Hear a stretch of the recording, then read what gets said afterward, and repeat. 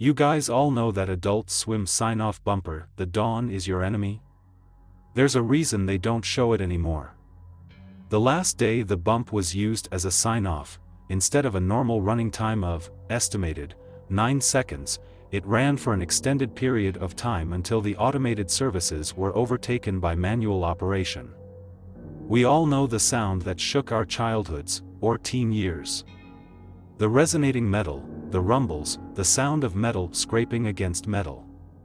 Feel free to look it up if you're a bit rusty. Now, when the audio cut, it doesn't sound complete, it's not finished, not over. The producers of AS/CN were purposely cutting off the rest of the sound, and for good reason. The rest that followed was the exact reason why you'll never see this bumper again on the air.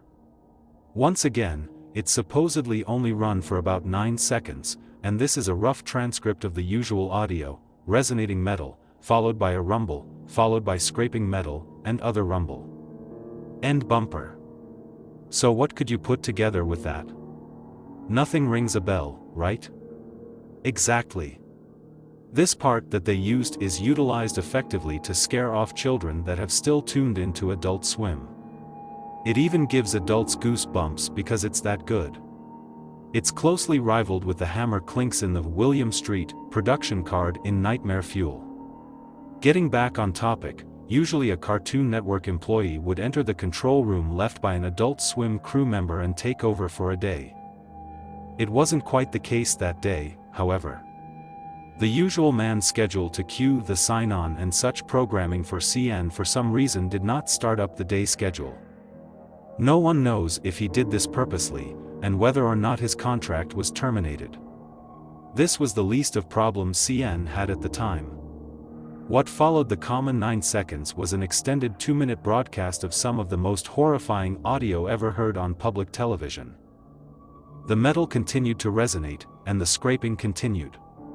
Slowly, an uncontrollable sobbing came clearer. Not one person was crying, but a multitude of people were screaming and yelling. As the metal scraped, the screaming grew louder.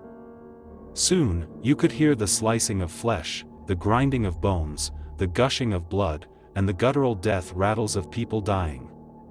All across the United States, millions of children and adults were being exposed to what sounded like a barbaric mass murder. People were calling in all across the country, crying or screaming or begging for it to be turned off. Something kept their eyes attached to the screen and kept them listening to the broadcast. People assumed the control room was finally gotten into, and the bump was shut down, ending a traumatic experience no one could undoubtedly forget.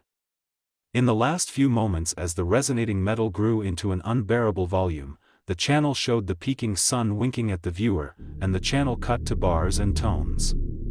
How was Cartoon Network going to cover this up? No one knows their exact tactic to this day. Multiple theories have been thought of, ranging from a preemptive cease and desist to possible news articles to subliminal viewer hypnosis over the following weeks. While all public evidence does not officially exist, Cartoon Network officials do acknowledge a hijacking of the channel's frequency on the day but go into no further detail. All late-morning bumps, including TDIYE, were replaced with the corresponding ones from the 1:30 a.m. timeslot. Word is, however, that some were hidden in an Onion site. Accessible only via Tor. Is a recording of the bump played that morning? The question asked the most among the few who remember this is how Cartoon Network got the audio in the first place.